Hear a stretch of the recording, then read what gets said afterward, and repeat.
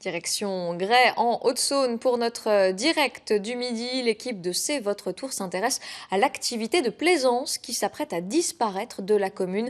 Un coup dur pour les salariés et la ville. On retrouve sur place avec ses invités Franck Ménestré. Bonjour à tous, bienvenue ici en direct du port de plaisance de Gray. On est là pour parler d'une mauvaise nouvelle malheureusement. Ici avec moi Olivier Turpin, vous êtes le gérant du port de plaisance. On va d'abord présenter un petit peu l'activité ici de ce port. Qu'est-ce qu'on y trouve, qu'est-ce qu'on vient y faire? Alors c'est essentiellement de la location de bateaux à la clientèle européenne et internationale. Nous avons 25 bateaux pour le moment. On arrive là en fin de saison, on va avoir la fermeture le 31 octobre pour cette saison bien remplie. Voilà. Avec malheureusement des chiffres qui ne sont pas en votre faveur. Alors la Haute-Saône a bénéficié des bons chiffres du chômage avec 6% de mieux par rapport à l'an passé. Malheureusement ici sur le port de Plaisance, c'est pas la situation, c'est pas le cas. Qu'est-ce que vous avez appris tout récemment? On allait on allait fermer la base, le boat à Gray, pour se concentrer, remettre toute l'activité, le boat, sur la base de Saint-Jean-de-Laune qui se situe à peu près à 7 heures de navigation, c'est-à-dire à peu près 50 minutes en voiture pour donner un ordre d'idée. Et on est invité, bien sûr, tout le personnel en entrain. Dans les locaux actuellement, il y a des propositions, des membres de la direction qui sont là pour nous demander. Petite précision, je vous coupe. La direction, évidemment, que nous avions sollicité, mais qui a décliné notre proposition à participer à direct. Donc là, les ressources humaines font les propositions. Et qu'est-ce qui est proposé aux salariés? Alors, des places dans le sud de la France, sur les bases de boat dans le sud de la France, et aussi, donc, comme tous nos bateaux vont être à Saint-Jean-de-Laune, bien sûr, conforter l'équipe à Saint-Jean-de-Laune pour aller travailler sur Saint-Jean-de-Laune. Ça, à quel horizon? C'est-à-dire ça va fermer, l'activité va cesser à partir de quand ici? Et bien là, on ferme commercialement le 31 octobre, mais on va continuer à travailler sur les bateaux jusqu'à fin février, fin de notre préavis prévu. L'état d'esprit ici, vous êtes un des plus anciens, alors vous êtes le gérant de la base, mais vous êtes aussi salarié, ça fait plus de 30 ans, je crois. 27 ans pour ma part, il y a un de mes collègues qui a un an de plus, qui a 28 ans d'ancienneté. Donc oui, ça fait bizarre, ça fait un choc. Mais l'état d'esprit, votre état d'esprit, vous voyez les choses comment? Fin d'une vie professionnelle, début d'une autre. On va rester optimiste. Moi, j'ai rencontré avant ce direct des salariés à l'intérieur. Ils l'avaient quand même bien en travers de la gorge. Bien sûr, oui.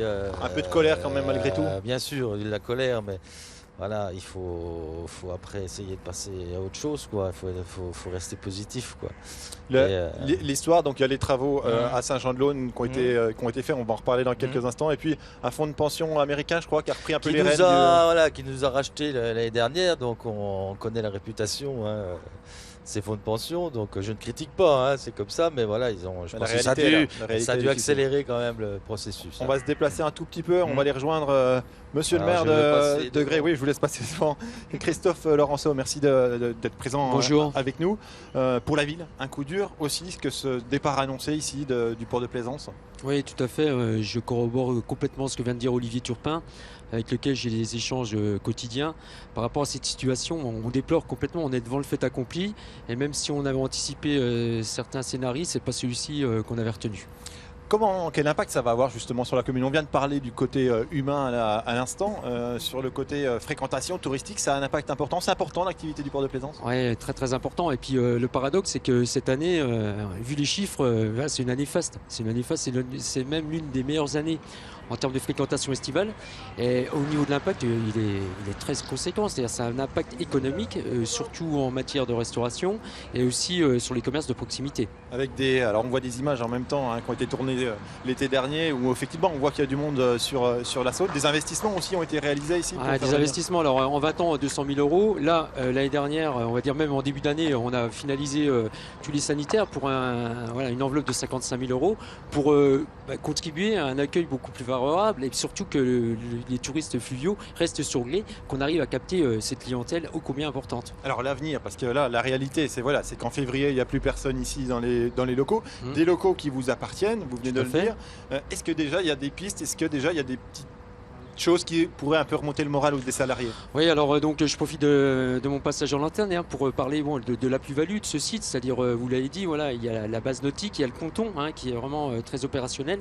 Et c'est vrai qu'il y a quelques candidats qui se sont fait connaître. Mais bon, moi j'aurais en tant que maire vraiment 3 exigences très fortes. C'est-à-dire la première exigence, c'est vraiment avoir un projet de valorisation de la Saône et de Gré. Notre deuxième exigence, ça sera aussi la viabilité et la pérennité de ce projet. C'est ça qui est important.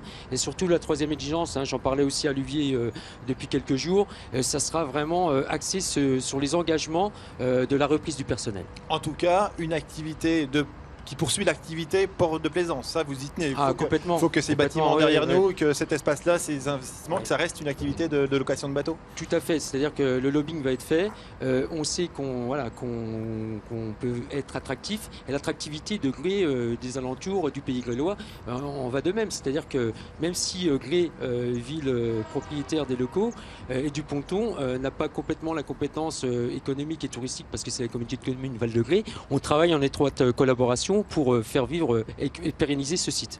Olivier Turpin, les jours qui viennent, ils vont être un peu compliqués. Vous allez attendre de voir ce qui ressort de cette journée aujourd'hui? Oui, ça va être compliqué parce qu'il y a quand même, on va essayer d'éviter les tensions en interne, parce qu'il y a quand même un petit peu de tension. Donc, en tout cas, nous, on va continuer à suivre ça. Je vous interromps parce qu'on arrive au bout du direct. Mais effectivement, tenez-nous au courant, évidemment. Demain, toute l'équipe de C'est votre tour passe côté Jura. On va aller voir les athlètes qui se préparent à la saison de ski nordique qui arrive.